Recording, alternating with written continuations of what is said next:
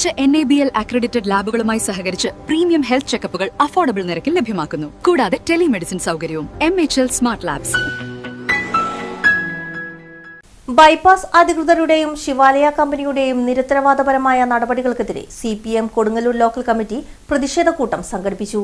Bypass നിർമ്മാണവുമായി ബന്ധപ്പെട്ട് പൊളിച്ചിട്ട റോഡുകൾ സഞ്ചാരയോഗ്യമാക്കുക, ബൈപ്പാസിൽ നിന്ന് വാർഡുകളിലേക്കുള്ള റോഡുകൾ പൊളിച്ചിട്ടത് നന്നാക്കുക, DYSP ഓഫീസ് ജംഗ്ഷനിലെ അപകടകരമായ വാഹന ഗതാഗതത്തിന് ശാസ്ത്രീയമായ നടപടി സ്വീകരിക്കുക, പൊടിശല്യത്തിന് പരിഹാരം കാണുക, എലിവേറ്റഡ് ഹൈവേ നിർമ്മിക്കുക തുടങ്ങിയ ആവശ്യങ്ങൾ ഉന്നയിച്ച് ദേശീയപാത അധികൃതരുടെ നിരുത്തരവാദിത്തത്തിനും ജനവിരുദ്ധതയ്ക്കുമെതിരെ CPM Kodungallur area committee Chanthappura ജംഗ്ഷനിൽ പ്രതിഷേധ കൂട്ടം നടത്തി. റോഡ് പണി എത്രയും വേഗം പൂർത്തിയാക്കണമെന്നാണ് പാർട്ടി ആവശ്യപ്പെടുന്നത്. എന്നാൽ ധിക്കാരപരമായ നിലപാട് തുടർന്നാൽ സമരം തുടർന്ന് നടത്തേണ്ടിവരുമെന്ന് നേതാക്കൾ പറഞ്ഞു. ഏരിയ സെക്രട്ടറി മുസ്താഖ് അലി ഉദ്ഘാടനം ചെയ്തു. അങ്ങനെ ഗതാഗത കുരുക്കും അപകട സാധ്യതയും ഉണ്ടാകും. മറ്റൊന്ന് റോഡുകളുടെ ശോചനീയാവസ്ഥയാണ്.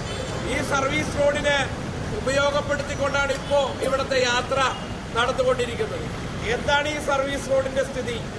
ഇവിടെ പൊട്ടിപ്പൊളിഞ്ഞ റോഡ് തന്നെ കാണാനില്ല. റോഡ് പൂർണ്ണമായും ഇല്ലാതെയായിരിക്കുകയാണ്.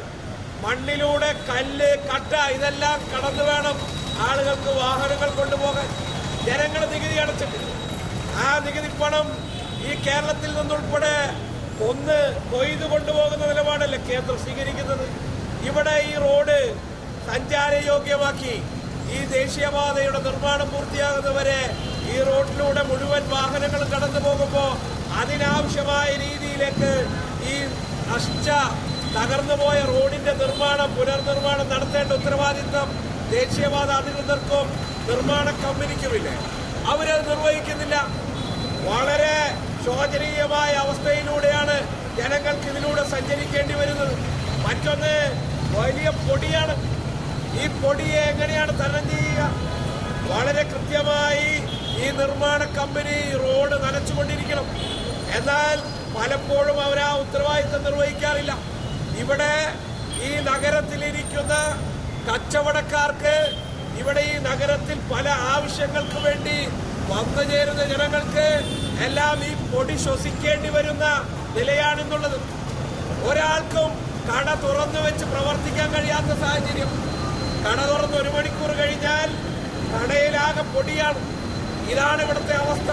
KR ജയത്രൻ അധ്യക്ഷത വഹിച്ചു. 10,000-കണക്കിന് ജനങ്ങളാണ് ഈ ചന്തപ്പുര ജംഗ്ഷനിലൂടെ ഒരു ദിവസം യാത്ര ചെയ്യും.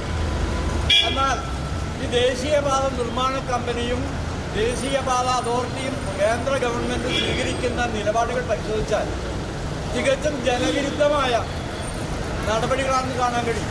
ഇവിടെ എതിരെ പോകുന്ന ആളുകൾക്ക് പൊടി ശ്രദ്ധിക്കാതെ പോകാൻ കഴിയില്ല. ഇവിടുത്തെ കടകളിൽ ഇരിക്കുന്ന കച്ചവടക്കാർക്കായാലും അവിടെ വരുന്ന സാധാരണ ആളുകൾക്കായാലും പൊടി കൊണ്ട് നിറഞ്ഞ് ഉള്ളൊരു അന്തരീക്ഷമാണ് സംസ്ഥാനമാകും. മാത്രമല്ലല്ലോ യാത്ര ചെയ്യാൻ പറ്റുമോ? വാഹനങ്ങൾ പലപ്പോഴും അപകടത്തിൽപ്പെട്ടാണ്.